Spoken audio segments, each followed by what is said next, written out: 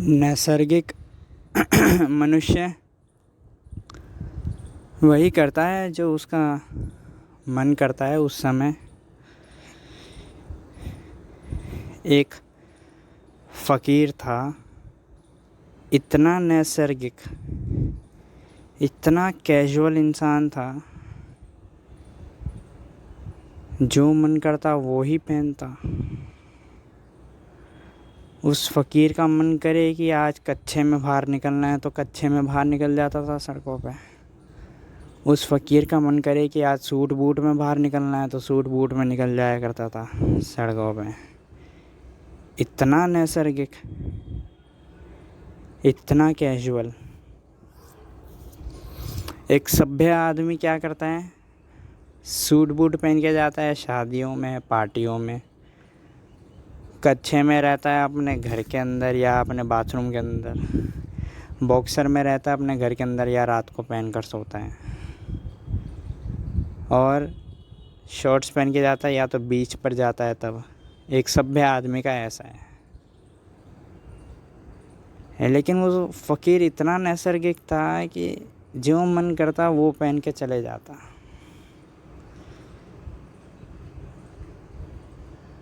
इतना कैजुअल, इतना नेचुरल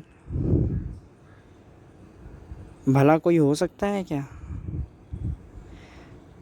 जो मन करे वो कर लो। वो फ़कीर का मन करता कि अभी खाना है तो अभी खाना है, भले रात के 3:30 बज रहे हो या दिन के 4 बज रहे हो। उसके मन में आ गया खाना है तो खाना है, शरीर की पुकार है तो खाना है। वो फ़कीर जब उसके शरीर को थकान महसूस होती, जब उसके शरीर को सोने की मांग जगती, उसी क्षण सो जाता था। वो फ़कीर तो इतना नैसर्गिक था कि बीच में प्रवचन देते देते ही सो जाता था। यूँ मानो जैसे मैं अभी बोल रहा हूँ और मुझे नींद आ गई, सीधा मैंने बंद कर दिया बोलना और जाके सो गया अपना बीच प्रवचन में। लोग क्या बोलेंगे, टिकट के पैसे दिए वापस देने पड़ जाएंगे, जो होगा वो देखा जाएगा। अपने शरीर की जो मांग है, पुकार है, वो पहले पूरी करो। और जो बंदा जितना नैसर्गिक होता है, वो बंदा उतना कुदरत के ज़्यादा करीब रहता है, उतना नेचर के ज़्यादा करीब रहता है। अब इससे ये मत समझ लेना कि नेचर के करीब रहने का मतलब ये कि पेड़ पौधों के पास रहेगा, पहाड़ों के पास रहेगा, वादियों के पास रहेगा। नहीं, जो उसके शरीर की कुदरती मांग है उस समय की, वो। और फिर ऐसा भी हो सकता है कि एक मनुष्य के अंदर उसके मन की मांग उठे काम वासना की, तो उस समय ही अस्तमैथुन कर ले या रंडी के पास चले जाए संभोग करने, या एकदम एक्सट्रीम लेवल पे बलात्कार भी कर ले।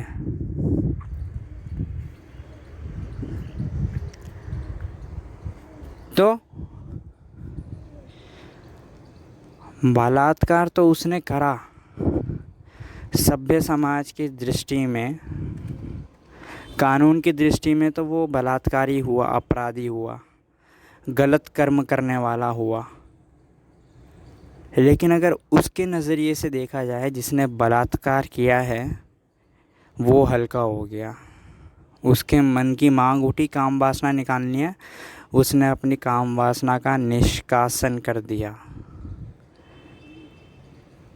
अब भले ही मीडियम कुछ भी रहा होगा, मीन्स कुछ भी रहा होगा, भले ही हस्तमैथुन का हो या रंडी के पास जाकर संभोग करने का हो या बलात्कार करने का हो, ये तीनों तो मीन्स हैं।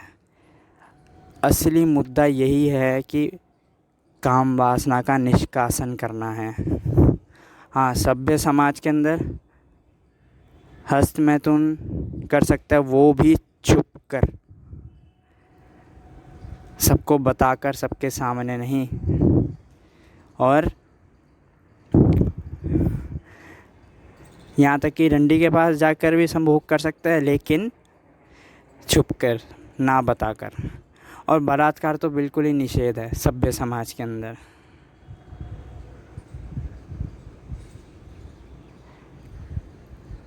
लेकिन जो करने वाला होता है वो करने के बाद एकदम हल्का हो जाता है, उसका निष्कासन हो जाता है, क्योंकि उसके अंदर की जो मांग होती है वो पूरी हो जाती है। जो मनुष्य जितना नैसर्गिक होता है वो उतना हल्का होता है। सभ्यता ने तुम्हारी नैसर्गिकता को मारा है। मैं कहता हूँ सभ्यता ने, सिविलाइजेशन ने तुम्हारी नैसर्गिकता, कैजुअलनेस का बलात्कार करा है। अब तुम्हें ज़्यादा अच्छे से समझ आएगा। एक बलात्कार में क्या होता है, एक महिला नहीं चाहती कि उसके साथ संभोग हो, लेकिन एक बलात्कारी ज़बरदस्ती संभोग करता है और संभोग करके पूरी अपनी काम वासना निकाल देता है बाहर। ऐसे ही समाज ने भी तुम्हारे साथ बलात्कार करा है, ऐसे ही सभ्यता ने तुम्हारे साथ बलात्कार करा है। एक आदिवासी ज़्यादा सुखी है एक सभ्य इंसान से। मनोवैज्ञानिक आदिवासियों के पास गए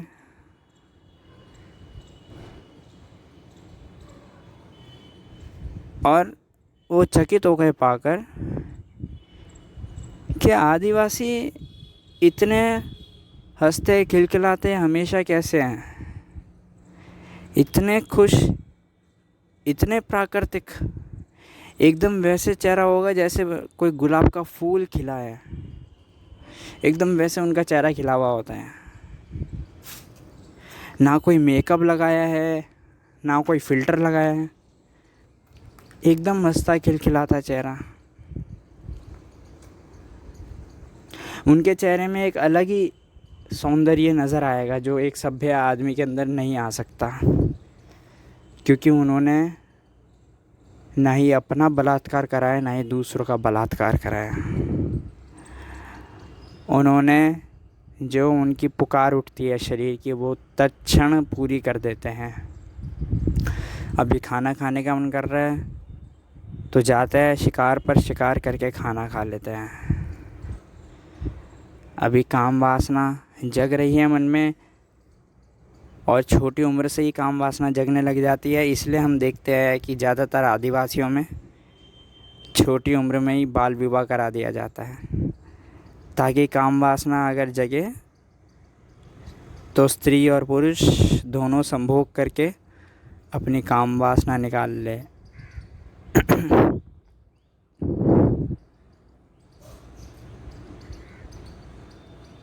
जब सोने का मन करता है सोते हैं, जब नाचने का मन करता है तब नाचते हैं। लेकिन एक सभ्य आदमी बिल्कुल ही उल्टा है। एक सिविलाइज्ड पर्सन, उसका तो ऐसा है जैसे सिविलाइजेशन उसका 24 घंटे बलात्कार कर रही है। तुम खुद से एक सवाल पूछना, तुम्हारे सामने अगर एक आदिवासी निकल जाए, क्या तुम उसे घूरोगे नहीं? क्या तुम उसे ऐसे नहीं देखोगे या ऑड वन आउट है, ये सबसे अलग है? तुम बिल्कुल ऐसा ही करोगे, क्योंकि सिविलाइजेशन ने तुम्हारी दृष्टि ऐसी बना दी है। सिविलाइजेशन चाहती है कि एक यूनिफॉर्मिटी आ जाए, सब एक जैसे, लेकिन ऐसा कभी हो ही नहीं सकता।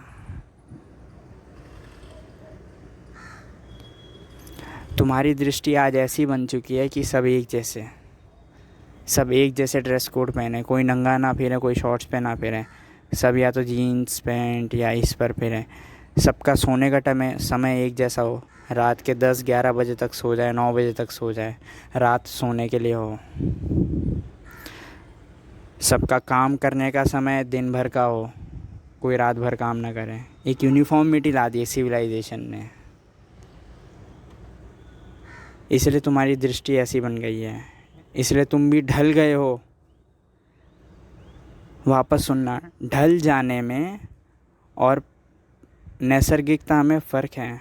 ढल जाना यानी जैसी परिस्थिति है उसके अनुसार ढल जाना होता है, और नैसर्गिकता यानी परिस्थिति चाहे कैसी भी हो, आप जैसे हैं वैसे ही रहे, आपकी जो अंदर की पुकार है वही मांग पूरी हो। ये फ़र्क है नैसर्गिकता और ढल जाने में।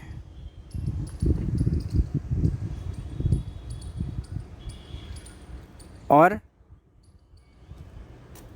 जितनी नैसर्गिक पुकार, जितनी अंदर की आपके शरीर की, मन की पुकार आप पूरी करेंगे, उतने आप हल्के हो जाएंगे। और एक मनुष्य जितना हल्का होता है उससे फिर आगे पाप होंगे भी कैसे। इसलिए तो हम देखते हैं कि आदिवासी एकदम हल्के हो जाते हैं अपनी पुकार, नैसर्गिक पुकार को पूरी करके। जो उनका मन करता है, खाना है, संभोग करना है, नाचना है, दौड़ना है, शिकार करना है, सो जाना है, तत्क्षण वही कर देते हैं मांग पूरी और एकदम हल्के हो जाते हैं। और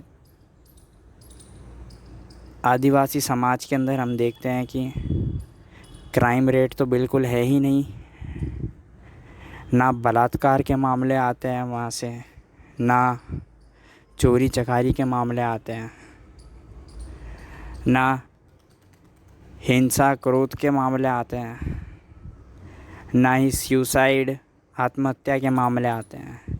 ये सब सभ्य समाज से ही क्यों आते हैं, सिविलाइज्ड प्लेसेस से ही क्यों आते हैं? कभी आपने सवाल करा है?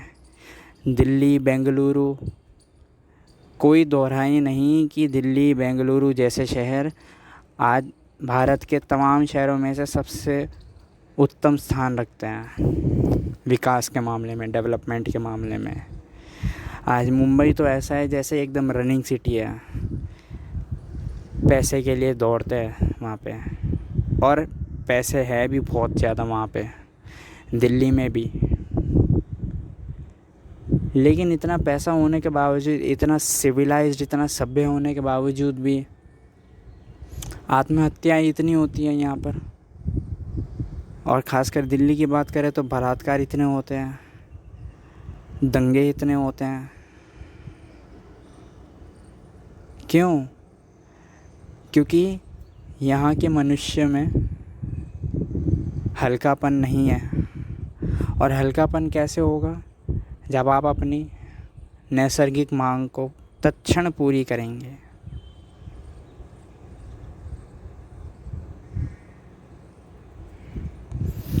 यहाँ के मनुष्य में सब कुछ भरा हुआ है, निष्कासन के लिए कोई रास्ता ही नहीं है, तो वो निकलता है क्रोध के माध्यम से, काम वासना के माध्यम से,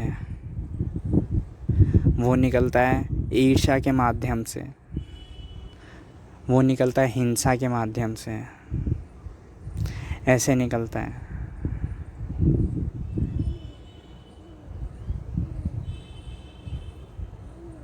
और सालों सालों का गोबर भरा हुआ रहता है। यही होता है नैसर्गिक मांग, अगर आप पूरी नहीं करते तो अंदर ही अंदर पड़ा पड़ा गोबर रह जाता है। और ऐसा सालों साल करता है मनुष्य सभ्य समाज के अंदर। फिर एक दिन एक ऐसा मौका मिलता है, दंगा हो रहा है तो वो भी दंगे में हिस्सा ले लेता है और पूरा आक्रोश निकलता है उसका। वह वही चीज़ है। हाँ, लेकिन जब दंगे में जब उसका पूरा आक्रोश निकल जाता है तब उस बंदे के पास जाके इंटरव्यू करना कोई, अब आपको कैसा महसूस हो रहा है? वो बोलेगा एकदम हल्का महसूस हो रहा है। वो यही कारण है कि उसकी जो कुदरती मांग थी इतने सालों से, वो उसने बाहर निकाल दी और अब वो अंदर से बिल्कुल हल्का हो गया। और ध्यान रखना, जब आपने अपने अंदर एक बिल्कुल ही गोबर रख रखा है तो परमात्मा आके कहाँ बसे? एक टेबल के ऊपर आपने किताबें ही किताबें भर दी है, किताबें ही किताबें भर दी है, तो बुद्ध की प्रतिमा कहाँ पे ला कर रखे? टेबल तो पूरा भर चुका है, तो टेबल के ऊपर से किताबें निकालनी पड़ेगी, किताबें हटानी पड़ेगी, तभी जाके बुद्ध की प्रतिमा आप रख सकते हो उस टेबल के ऊपर। ऐसा ही हर मनुष्य के साथ है। आप जितना गोबर अपना बाहर निकालेंगे, जितनी अपनी नैसर्गिक मांग जो आपकी पुकार है शरीर की, मन की, वो पूरी करेंगे, उतना आप हल्का महसूस होंगे। और आप जितना हल्का महसूस होंगे, उतना ही परमात्मा के आप निकटतम पहुंचते रहेंगे। अन्यथा ये गोबर आप हमेशा अपने अंदर रखेंगे तो कभी परमात्मा से जुड़ाव होगा नहीं, और संसार से जुड़ने का प्रयास हमेशा रहेगा, लेकिन संसार से कभी कोई जुड़ पाया है? सिकंदर पैदा हुआ, मर गया, संसार से जुड़ा हुआ होता तो नहीं जाता, संसार को भी साथ में लेकर जाता। अमीर से अमीर आदमी पैदा हुए, मर गए, हिटलर पैदा हुआ, मर गया, अपनी नाज़ी पार्टी को साथ में थोड़ी लेकर जा सका। नाज़ी पार्टी तो उसके मरने के बाद भी थी, हालांकि कमज़ोर हो गई, वो बात अलग है, लेकिन ले जा पाया नहीं। इसी आदत को समझिए, जब तक समझेंगे नहीं तब तक इसके ऊपर काम शुरू नहीं कर सकेंगे। इसलिए सभ्यता जो आपके ऊपर बलात्कार कर रही है उसको समझिए।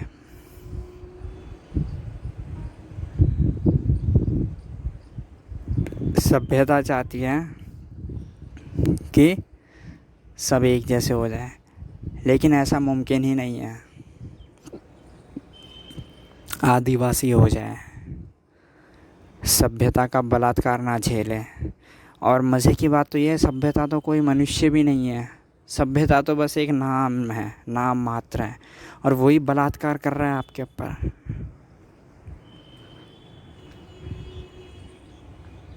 अब ये मत करने जाना किसी सभ्यता का आप बलात्कार करने जाए, नहीं। आपकी जो कुदरत की मांग हो, आपके अंदर से जो मांग उठती हो, उसको पूरा कर देना। अभी सोने का मन कर रहा है, जाके सो जाओ। अभी खाने का मन कर रहा है, अभी खा लो। ऐसा बहुत कठिन है, लेकिन जब भी मौका मिले, जब भी समय हो आपके पास, जो करने का मन करे वो कीजिएगा। फिर आप अपने अंदर प्रयोग करके देखिएगा कितना हल्का महसूस होगा। एक प्रयोग करके देखिएगा, छुट्टी के दिन, जिस दिन भी आपकी छुट्टी हो, उस दिन अकेले कमरे में लॉक हो जाइएगा थोड़ी देर के लिए, कपड़े उतार के फेंक दीजिएगा, जो मन करना होगा वो करिएगा। आप देखेंगे आप अपने शरीर को हिला भी नहीं रहे हैं, फिर भी शरीर अपने आप हिल रहा है। वो आपके मन की जो भी भड़ास है वो निकल रही है। कोई नाचता है, कोई सो जाता है, कोई लेट जाता है, कोई कूदता है, कोई रोता है, कोई हंसता है। एक बार ये प्रयोग करके देखिएगा, आपको मालूम पड़ेगा कितना सारा गोबर जो आपने अपने अंदर भर रखा था वो बाहर निकल रहा है।